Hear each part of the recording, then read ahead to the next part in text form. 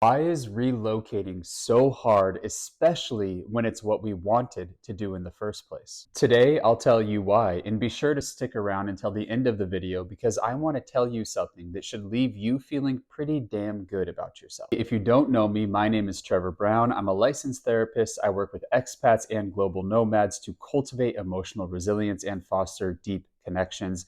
If that sounds up your alley, go ahead below. You can schedule a free consultation. It can be quite confusing, confounding even. Here we are in the place that we wanted to be, living the life that we thought we wanted to live.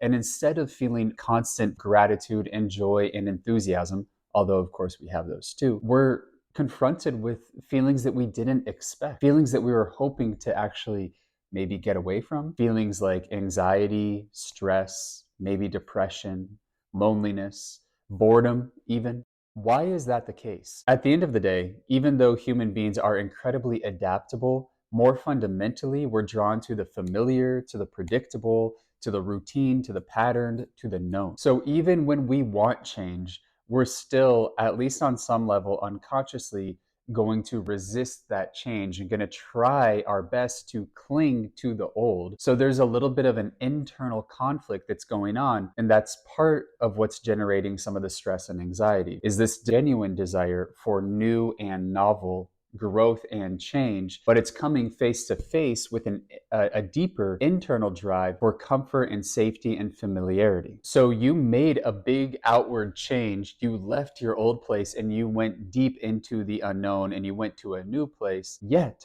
there's still part of you that's fighting for the old, or that's fighting to try to cling on to who you were and how you were. I'm sure you've heard before that much of our operating in the world is unconscious, that we're aware of just a small portion of everything that's going on inside the brain. So when we act in the world, we're doing it in large part based on stories and schemas, biases, and assumptions that were formed in our past. And most of the time, those work fairly well. Because if we're in a similar enough place to the place where we formed them, then more often than not, they're going to have the same, this type of behavior, this type of action will have a similar enough result to what it had in the past. And so in that sense, there's this predictability. And we're not really confronted with the need to update some of our old stories and assumptions when we stay in the same place geographically and when we stay around similar types of people. We're not going to be confronted with the inherent limitations and constraints of our old operating systems. And so we won't be forced to update them. But when we move abroad, when we leave the old and go directly into the new, we're essentially saying, show me where my assumptions are wrong. Show me where my old stories are inherently limited and constrained. Show me where they don't work anymore. Show me how and where they won't work anymore. Your willingness to expose yourself to something radically new for an extended period of time takes supreme courage, actually. You're willing to leave something where you had a grip on the world and throw yourself into a situation where what you gripped and how you gripped may no longer be available to you. That's going to leave you grasping. There's so much potential in that. There's so much room for growth and creativity.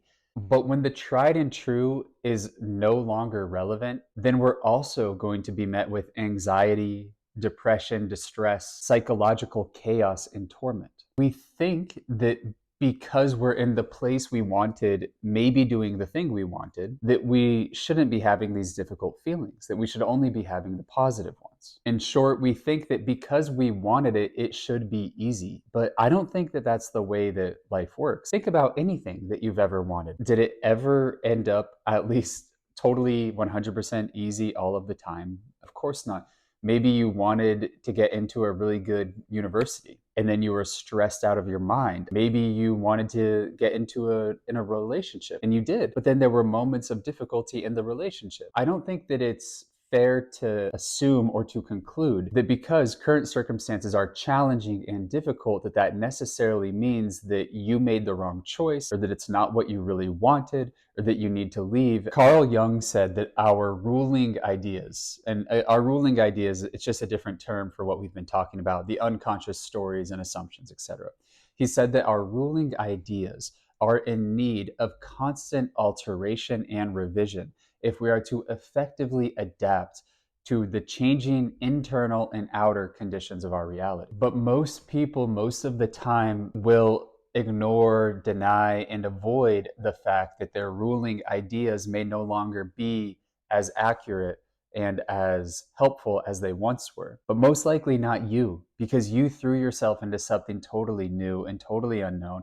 And that's really going to expose in a raw and radical sense where your ruling ideas are inadequate, constrained, and limited. So when we're really changing, or when we're in a process that could really change us if we let it, we should expect to feel some degree of psychological distress. That's not easy to tolerate, but it's an unavoidable part. It's an innate component of the hero's journey.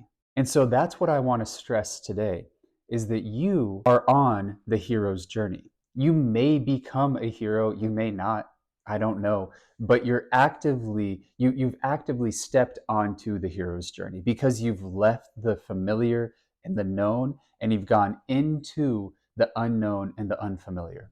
Enjoy the good parts of it, enjoy the wonderful feelings, because I know that they're part of it. I'm not trying to be too pessimistic with this video.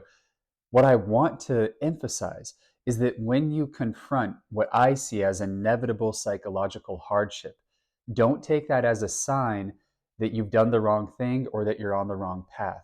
Take it as a reminder that you're putting yourself into a position that most people would not have the guts to put themselves in.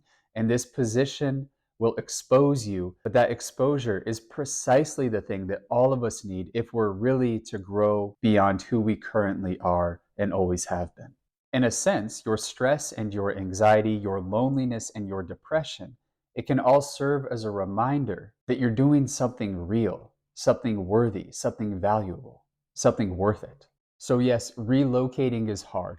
Relocating is hard because so much of how we came to understand our world, ourselves, and how to behave in our world is just no longer relevant. And that raw exposure to the unknown will generate anxiety and distress. But you have an opportunity now to work with that anxiety and distress in a way that transforms you for good. And of course, if you want any support in your journey, don't hesitate to reach out. Again, you can schedule a free consultation using the link below. I appreciate your time. I hope you enjoyed this video, and I'll see you in the next one.